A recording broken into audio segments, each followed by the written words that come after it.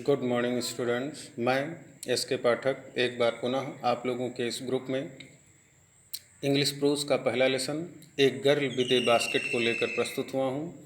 इसको William C Douglas ने लिखा है। William C Douglas United State of America के सुप्रीम कोर्ट के जज रह चुके थे। ये 1950 में भारत भ्रमण पर आए थे, भारत टहलने आए थे। टहलने के दौरान, अपनी यात्रा के दौरान इन्होंने भारत के भिन्न भिन्न क्षेत्रों में, खास करके रेलवे स्टेशनों पर भ्रमण किया और इन्हें एक विशेष अनुभव प्राप्त हुआ, विशेष जानकारी प्राप्त हुई। उसी जानकारी का इन्होंने इस लेसन में जिक्र किया है। यात्रा के दौरान इनकी मुलाकात एक लड़की से हुई जो 9 साल की थी। उस लड़की के बिहेवियर से, व्यवहार से ये बहुत ज़्यादा प्रभावित हुए। ठीक है, इसीलिए इस पाठ का नाम है एक गर्ल विद ए बास्केट, एक लड़की टोकरी के साथ, या कह दें टोकरी के साथ एक लड़की। देखेंगे लेसन में कहानी क्या है। चूँकि ये कहानी प्रोज आपके कोर्स में डिटेल स्टडी में है। डिटेल का मतलब विधिवत इसको पढ़ते चलना है विस्तार से, चूँकि इससे एक्सप्लेन भी आएगा, व्याख्या करना होगा और साथ ही साथ क्वेश्चंस भी होंगे। तो कहानी को line to line, word to word हम क्लियरली समझते चलेंगे, जिससे हमें एक्सप्लेन करने में दिक्कत ना हो और यदि क्वेश्चंस आएँ तो उसके भी आंसर हम आसानी से लिख ले जाएँ। पहले अबाउट द लेसन देखेंगे। A girl with a basket has been written by William C. Douglas, who came to India after the partition of the country in 1950. William C Douglas, एक गर्ल विद ए बास्केट नामक कहानी William C Douglas द्वारा रचित है, जो भारत में बंटवारे के बाद 1950 में भ्रमण करने आए। जब भारत और पाकिस्तान का बंटवारा हो गया, उसके बाद 1950 में भारत टहलने आए। At one station, at that time, उस समय India was full of refugee, Bharat शरणार्थियों से भरा था। उस समय भारत शरणार्थियों से भरा हुआ था। ही केम,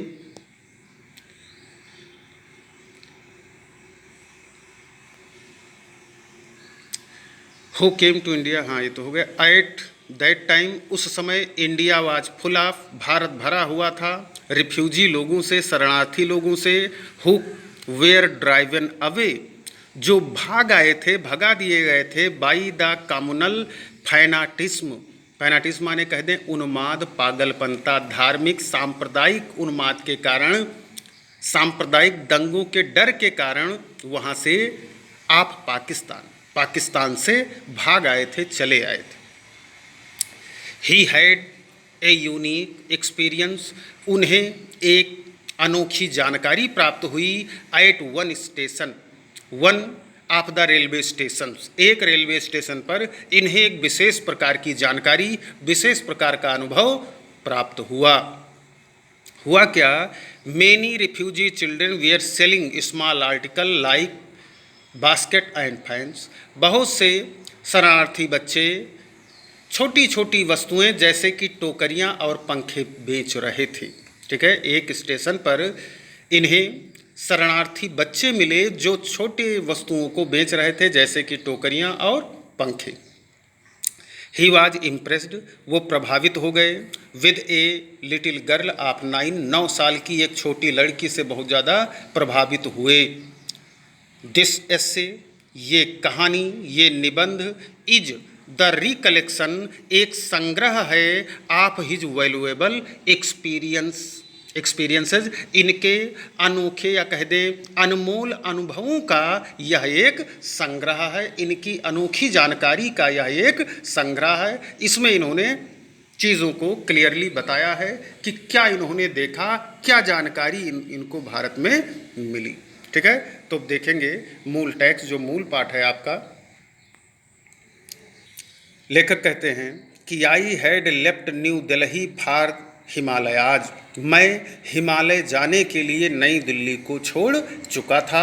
I had left new Delhi for Himalayas, मैं हिमालय के लिए नई दिल्ली को छोड़ चुका था।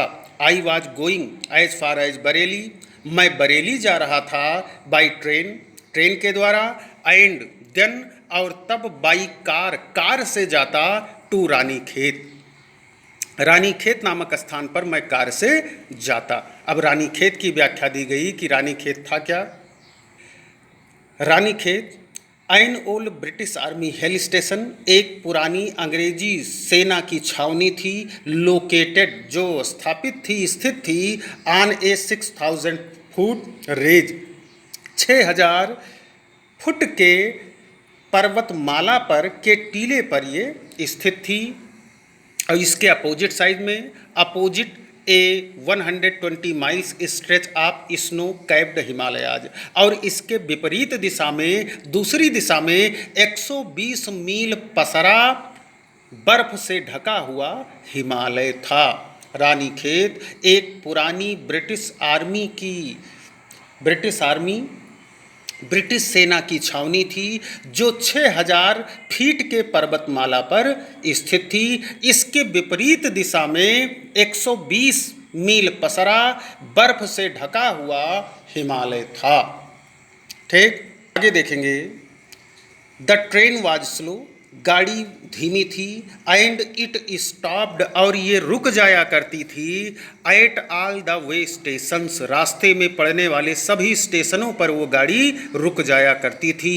एट एवरी स्टेशन स्टॉप, प्रत्येक स्टेशन पर। I swung open the door of my compartment, मैं अपने डिब्बे के दरवाजे को झटके से खोल देता था, स्वैंग ओपन कर देता था। एंड वॉकड द प्लेटफार्म, और प्लेटफार्म पर टहलने लगता था, टहलना प्रारंभ कर देता था। ठीक है,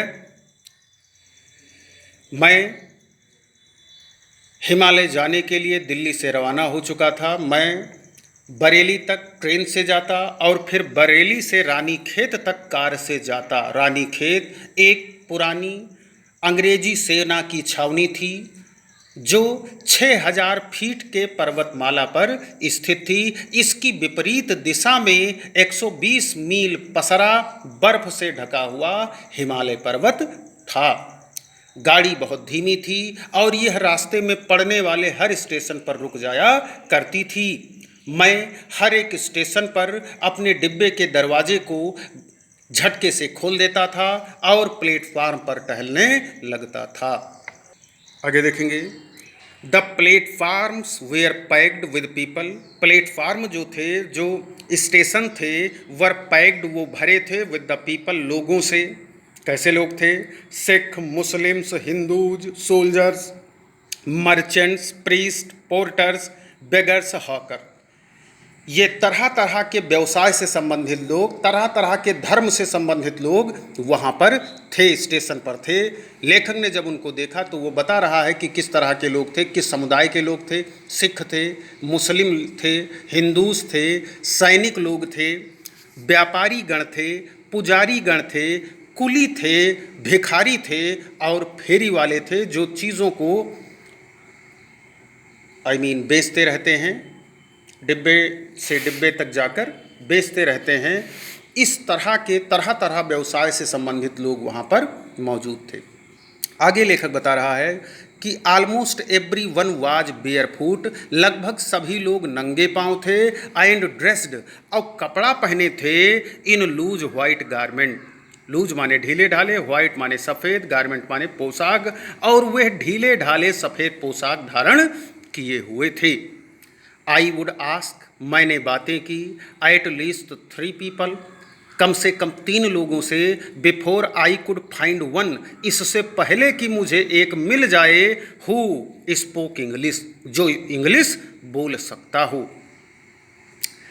ठीक है, चूँकि जैसा कि जानते हैं लेखक अमेरिका से आया था, इसकी लैंग्वेज इंग्लिश थी, तो यहाँ ये किसी की भाषा को, चूँकि यहाँ सब इंडियन जितने भी थे ज़्यादातर हिंदी बोल रहे थे, तो ये किसी की भाषा को समझ नहीं पा रहा था, ना ही किसी से बातें कर पा रहा था।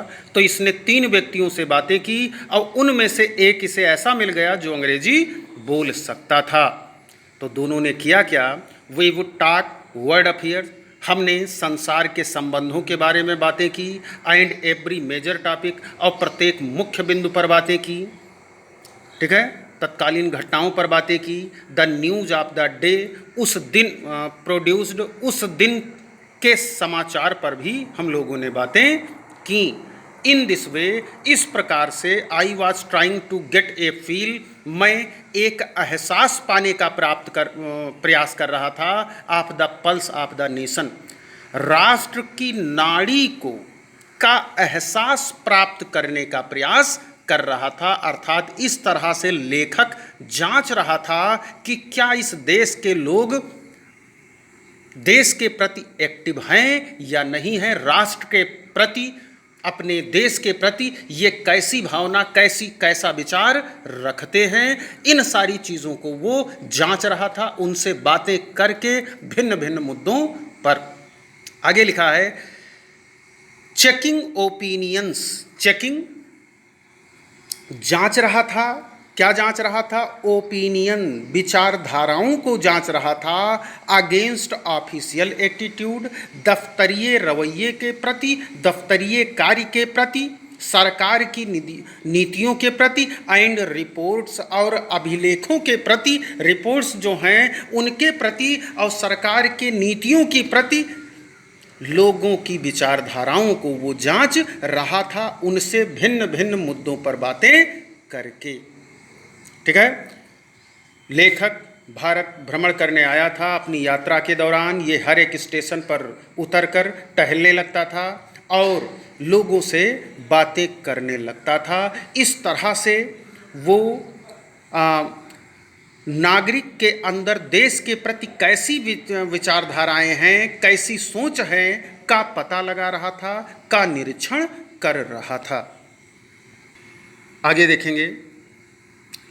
अब इस लाइन में ये जो है रास्ते का वर्णन कर रहे हैं, जिस रास्ते से होकर ये यात्रा कर रहे थे उसका वर्णन इन्होंने किया। कह रहे हैं द रूट ले, रूट माने रास्ता, ले माने गया हुआ था, through one of the richest of India's agriculture areas, Bharat के उपजाऊ खेतीहर क्षेत्रों में से एक क्षेत्र से होकर वो ट्रेन का रास्ता, रेल का रास्ता गया हुआ था। This was the plain of the upper Ganga river, ये गंगा नदी के ऊपर का समतल मैदान था और 1000 फीट एबव, और 1000 फीट ऊपर का भाग था सी लेवल, समुद्र के स्तर से यह भाग, यह मैदान 1000 फीट ऊपर का था। बट ट्रॉपिकल, लेकिन उष्ण कटिबंधीय था, यहाँ की जलवायु गर्म थी, उष्ण कटिबंधीय थी। उससे होकर लेखक ट्रेन के द्वारा यात्रा कर रहा था। आगे बताया गया the Ganga was brown silt, Ganga भूरे रंग की थी, स्वालेन विद फ्लोड वाटर, स्वालेन माने सूजी हुई थी, उभरी हुई थी, भरी हुई थी, विद फ्लोड वाटर, किससे? बाढ़ के पानी से ये भरी हुई थी। इट्स ओवरफ्लो, इसके बाढ़ के पानी ने इनंडेटिंग, निगल रखा था, डुबो रखा था, 1000 ऑफ एकर्स ऑफ राइस, हजारों बीघा चावल की फसल को गंगा के पानी ने निगल रखा था। अर्थात हजारों बीघा चावल की फसल जलमग्न थी बाढ़ के कारण। ठीक, आगे देखेंगे। टू द नॉर्थ, उत्तर में वर जंगल थे, जिसमें ग्रेट एक्सपेंसेज ऑफ ग्रास, जिसमें घास बहुत ही अधिक मात्रा में लगी हुई थी, और ऐसी घास थी हायर देन ए मैन्स हेड, जो आदमी के हाइट से भी एबव थी, ऊपर थी, एंड अनब्रोकन, और टूटी भी नहीं थी, सीधी वो घासें खड़ी हुई थी। एक्सेप्ट, के सिवाय, फॉर एन अकेजनल क्लम्प, अकेजनल माने अदा कदा, यहाँ वहाँ, क्लम्प माने झुरमुट था। किसका झुरमुट था? ऑफ ट्रीज, पेड़ों का झुरमुट था। घास के सिवाय अदा कदा पेड़ों का झुरमुट था, और वो पेड़ों का झुरमुट द होम ऑफ टाइगर्स, चीतों का घर था, एलिफेंट्स का घर था, पाइथन्स का घर था, एंड कोबराज, मतलब उन पेड़ के झुंडों में कुछ पेड़ के नीचे और कुछ पेड़ पर रहते थे कौन? जंगली जानवर, जैसे कि चीते, हाथी, पाइथन्स और कोबराज, ये उन्हीं पेड़ों की झुरमुट में रहते थे। आगे देखेंगे, एवरी व्हेयर एल्स, हर एक दूसरे स्थान पर, देयर वाज ए फ्लैट, समतल मैदान था, रनिंग टू द हॉरिजिन, जो क्षितिज तक के पसरा हुआ था, क्षितिज तक के समतल दौड़ा हुआ था, पसरा हुआ था। बट डॉटेड, लेकिन लगे थे, हियर एंड दियर, यहाँ वहाँ लगे थे, क्या? बाई सैक्रेड बनियन ट्री, यहाँ वहाँ पवित्र बनियन बरगद के पेड़ लगे हुए थे। आर बाई रोज ऑफ पाकर ट्रीज, या पाकर के वृक्षों की लाइनें, कतारें लगी हुई थी, पकड़िए के पेड़ों की कतारें लगी हुई थी, जिनका आकार शेप्ड लाइक एल्म्स, जो शेप्ड आकार लिए हुए था, लाइक एल्म्स माने चिरवेला वृक्ष के समान, एंड हैविंग, और रखे था थिक ट्विस्टेड ट्रंक, थिक माने मोटी, ट्विस्टेड माने ऐंठी हुई, ट्रंक्स माने तने, उनके तने मोटे और ऐंठे हुए थे।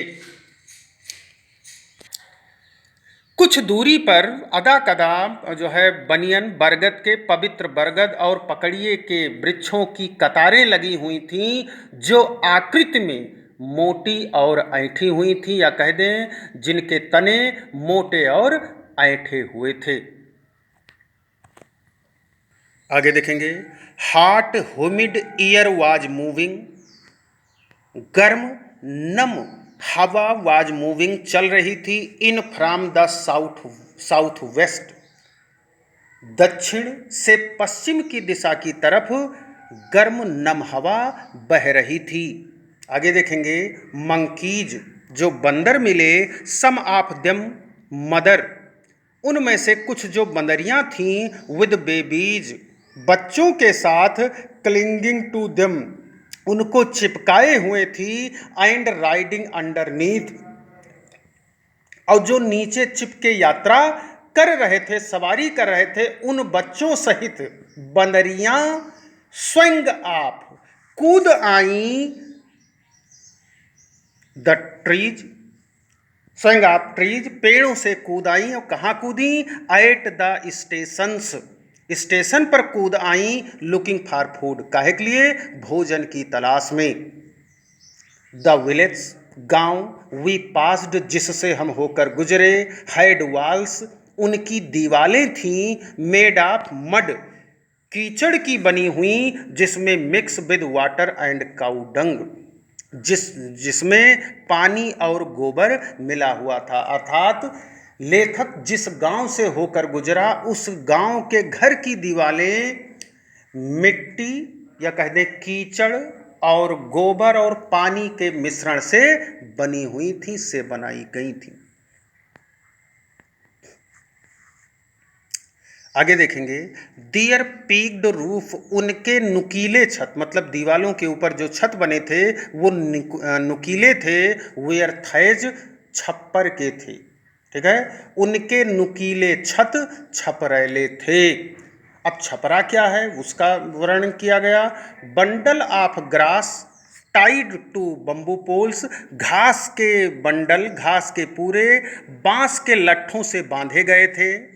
स्ट्रेच्ड एक्रॉस द रेप्टर, जो एक ढलुआ कड़ी से के आर पार पसरे हुए थे।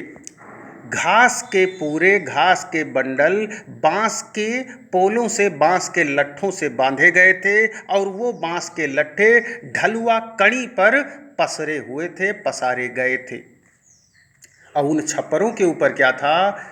That day the pumpkin vines, उन दिनों कद्दू की लताएं, दैट ग्रू, जो उगी थीं, ओवर देम, उनके ऊपर उगी थीं, वर इन ब्लूम, वो खिली हुई थीं। ट्रेलिंग स्ट्रेक, जो लाइनें खींच रही थीं, आप येलो, पीली पीली लाइनें खींच रही थीं, ओवर ड्राइव वॉल्स, उन नीरस दीवालों के ऊपर पीली पीली लाइनों की तरह वो लताएं नजर आ रही थी। दूर से देखने पर ऐसा प्रतीत हो रहा था जैसे नीरस दीवालों के ऊपर किसी ने पीली रेखाएं खींच दी हों, इस तरह से वो दीवाल लताएं नजर आ रही थीं। ठीक है, इस पैराग्राफ में लेखक ने यात्रा के दौरान जो सीनरी देखी उसका वर्णन किया है। संभवतः ये आपके क्वेश्चन में मैच करे कि यात्रा के दौरान लेखक ने जिन दृश्यों को देखा उनका वर्णन करें, तो इससे आपको जो है काफ़ी कुछ मैटर मिल जाएगा। इन लाइनों को रिपीट कर लें, देख लें, यदि कहीं समस्या हो तो बताएं। ठीक है, प्रश्न करें। बाकी अगले पैराग्राफ्स अगले वीडियो में दिए जाएंगे। धन्यवाद।